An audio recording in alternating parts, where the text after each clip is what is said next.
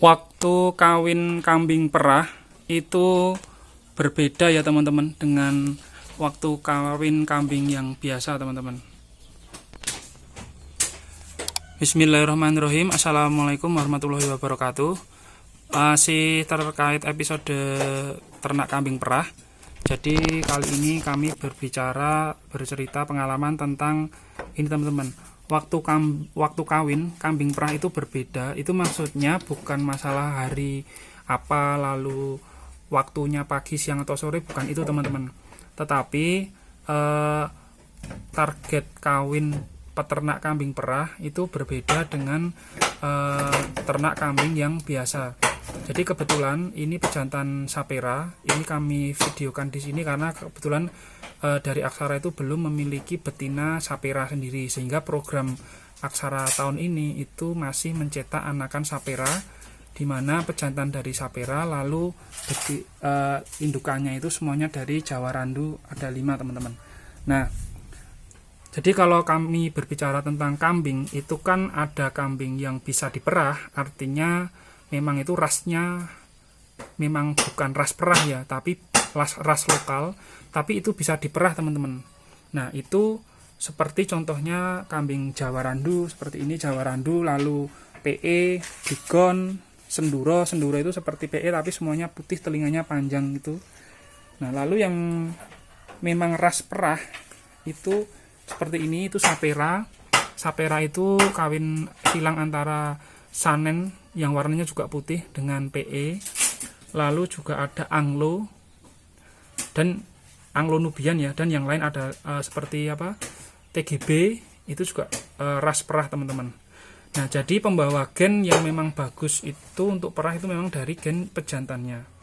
Nah, perbedaannya kalau ras lokal seperti ini, itu masa laktasinya itu kurang lebih 3-4 bulan teman-teman. Jadi pada saat kita masa laktasi, masa perah.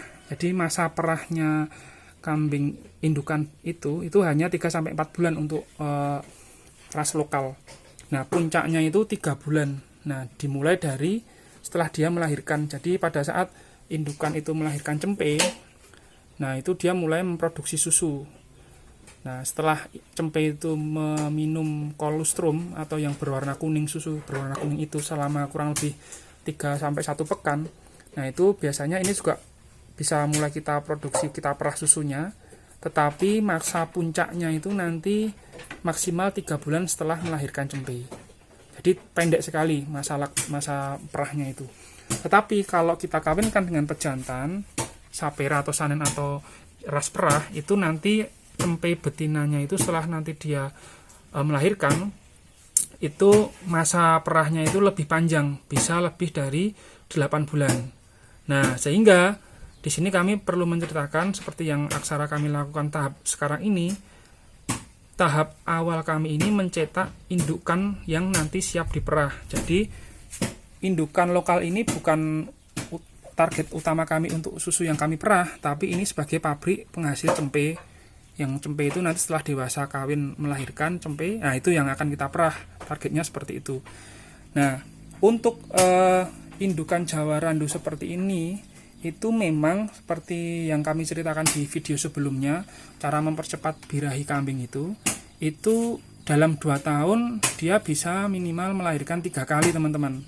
Nah, sehingga dalam 2 tahun kita waktu peternak mengawinkan indukan Jawa Randu maupun PE maupun Senduro atau ras lokal yang lain, itu dalam 2 tahun bisa 3-4 kali kita mengawinkan. Nah, itu yang saya maksud dengan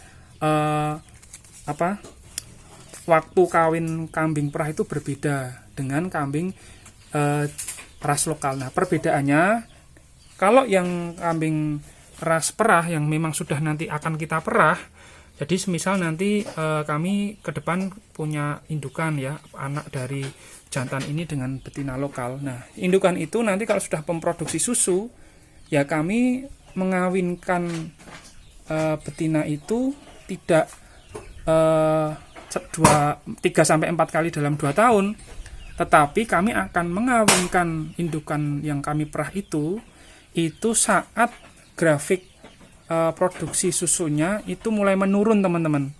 Nah, Jadi katakan minimal itu dalam waktu 8 bulan baru akan mulai grafik produksi susunya menurun. Nah, saat itulah peternak kambing perah itu mulai mengawinkan indukannya, teman-teman. Tujuannya agar betina itu nanti setelah mengandung, artinya kalau dia bunting itu kan masa kering, artinya indukan betina itu tidak memproduksi susu selama masa kandungan itu. Nah, terus nanti setelah melahirkan cempe, nah itulah dia laktasi pertama itu biasanya kapasitas produksi susunya jauh meningkat dibandingkan dia sebelum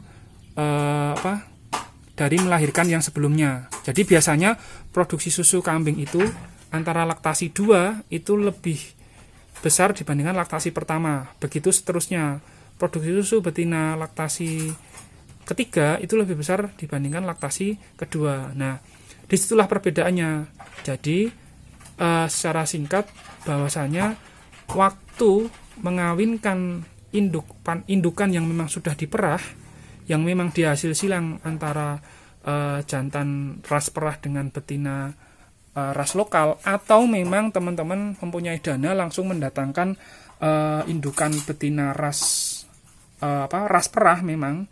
Nah, kalau teman-teman mempunyai dana seperti itu ya nanti mengawinkannya itu cukup biasanya di 8 bulan sekali baru kawin, teman-teman. Tapi kalau memang ada di senior kami itu setahun itu 2 tahun malah belum pernah dikawinkan lagi, teman-teman, karena produksi susunya itu masih di atas 2 liter.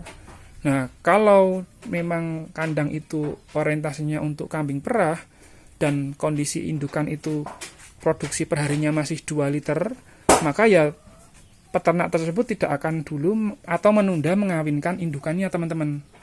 Nah, saat mengawinkan indukan, menunggu grafik produksi susu mulai menurun. Nah, itu bedanya, teman-teman. Jadi, kalau kami sih sekarang dalam masa memproduksi cempe. Cempe itu yang nanti akan kami saat dia dewasa, kita kawinkan dengan pejantan sapera, baru dia laktasi pertama. Nah, itu target baru kami mulai praktek kambing perah. Tapi saat ini kami baru mulai memproduksi cempe, di mana betina dari Jawa Randu yang murah, lalu yang jantan dari sapera. Tapi kalau teman-teman mempunyai dana, langsung saja kandang diisi dengan betina yang memang sudah ras perah, bisa itu murni Sanen, lalu Anglo-Nubian maupun dari persilangan seperti sapera dan sebagainya, teman-teman. Jadi prinsip dalam ternak kambing perah, jika indukan perah itu masih menghasilkan produksi susu yang bagus, ya misalkan standar peternak kambing perah itu beda-beda ya. Ada yang 1 liter itu kategori dia bagus, ada yang di atas 1,5 liter baru bagus. Nah, kalau masih bagus atau masih stabil dan grafik produksinya itu susu belum turun, maka betina tersebut belum akan dikawinkan. Sehingga di thumbnail awal tadi kami menyampaikan tentang waktu kawin kambing ternak itu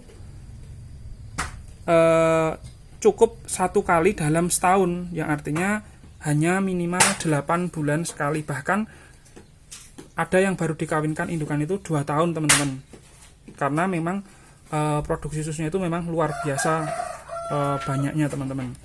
Itu sesuai thumbnail yang kami sampaikan di awal, bahwa jatah kambing kawin itu untuk indukan perah itu hanya 1 kali dalam setahun.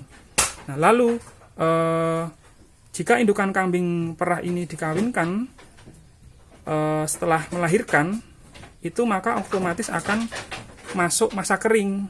Nah, setelah kering ya artinya produksi susu akan merosot, sehingga kalau kita menjual susu kambing perah, yaitu artinya akan ada pengurangan produksi susu harian di kandang tersebut. Nah, jadi ada 2 hal perbedaan antara indukan lokal dan perah. Yang pertama, kalau indukan lokal itu kita bisa mengawinkan 1-3 bulan setelah indukan itu melahirkan cempe. Nah, kita rangsang seperti yang kami sampaikan pada video sebelumnya.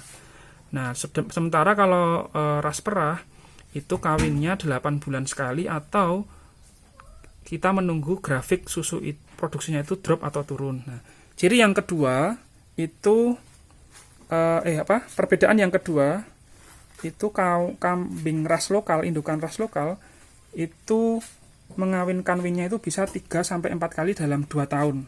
Sedangkan kalau indukan perah ya cukup 1 kali dalam setahun, bahkan tidak kawin dalam setahun teman-teman. Nah gitu teman-teman.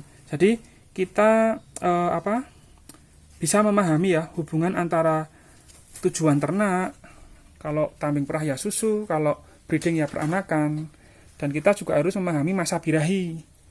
Lalu kita juga harus memahami betul strategi ternak. Jadi kalau di sini kami harus produksi cempe, ya sekarang kita produksi cempe dulu. Nanti ini setelah melahirkan dari bunting 3 bulan ini, kita rangsang dengan ramuan tradisional seperti tadi. Sebulan kami kawinkan lagi dengan indukan jantan sapera. Nah setelah itu dia bunting lagi teman-teman. Nah yang cempenya yang tadi itu kita rawat sebagai kandidat kambing perah.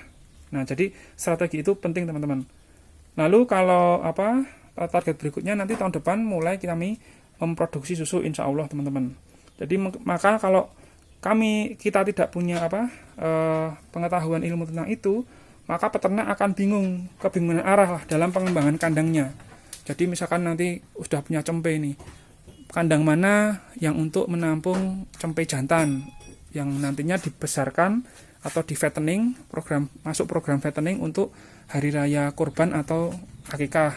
Lalu cempe betina nanti kita treatment dengan sentrat dan yang lain agar produksi susu nantinya itu bagus. Lalu kami seleksi mana yang produksi susunya 1,5 liter ke atas kami ambil, yang di bawah 1,5 liter kami reject teman-teman. Nah lalu program breeding juga tetap berlanjut seperti ini teman-teman. Jadi dalam budidaya ternak kambing perah itu tiga program itu jalan. Breeding, peranakan, yang kedua fattening, penggemukan, yang ketiga perah susu itu sendiri teman-teman. Karena perlu diketahui bahwasanya saat ini itu kebutuhan susu itu belum bisa terpenuhi oleh peternak kambing sendiri teman-teman.